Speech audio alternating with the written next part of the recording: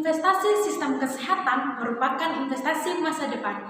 Negara yang peduli pada kesehatan, rakyatnya akan tumbuh kuat dan sejahtera. Assalamualaikum warahmatullahi wabarakatuh. Salam, Om Swastiastu, Namo Buddhaya, dan salam kebajikan.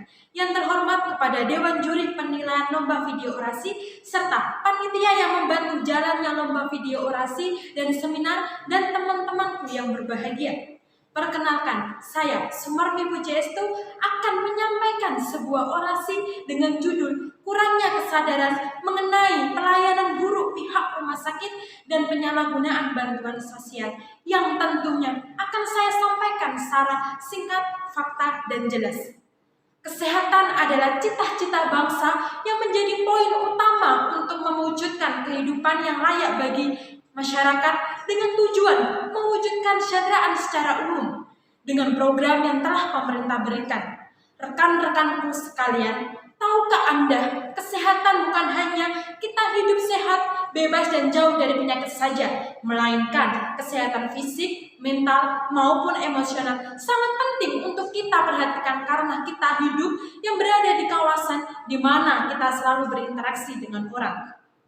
Saudara-saudaraku seperjuangan, di kesempatan kali ini saya akan membahas terkait jaminan kesehatan yang telah pemerintah berikan kepada rakyat dan penyalurannya yang tidak merata.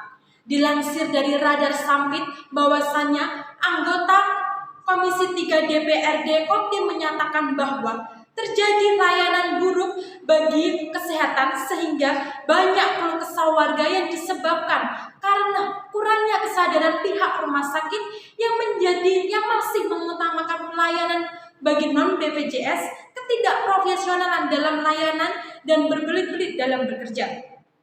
Berdasarkan Undang-Undang Nomor 17 Tahun 2023 tentang kesehatan menyatakan bahwa rumah sakit harus mengutamakan keselamatan pasien di atas kepentingan yang lain. Itu artinya tidak ada pembeda-bedaan bagi pasien pengguna BPJS maupun non-BPJS. Saudara-saudaraku, jika kita analisa mengenai kasus buruknya pelayanan rumah sakit, tentunya banyak warga yang merasa dirinya dirugikan karena kinerja pihak rumah sakit yang masih mengutamakan pasien umum dibandingkan pasien pengguna BPJS.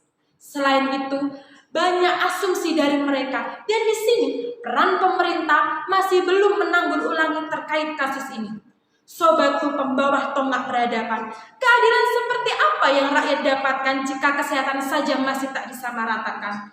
Apa ini yang dinamakan kesejahteraan bagi rakyatnya sampai membiarkan rakyat tertindas dan tak terpedulikan untuk mendapatkan hak mereka?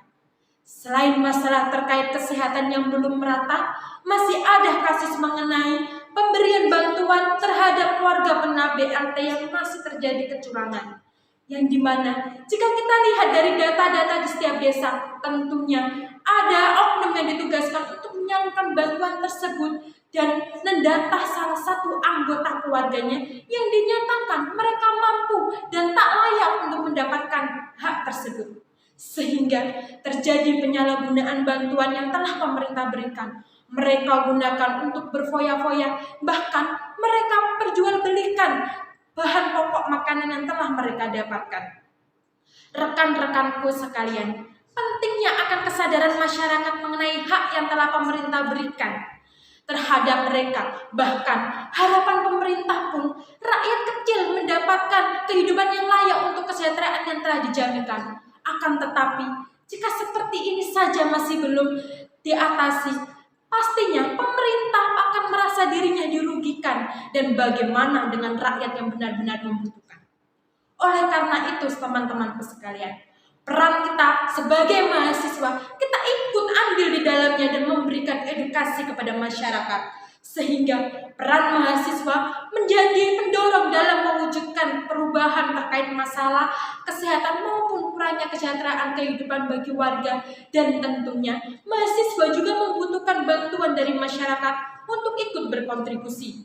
Selain itu juga tindakan mahasiswa mengapresiasikan kepada pemerintah, yakni meminta untuk menindaklanjuti dan menangani kasus ini.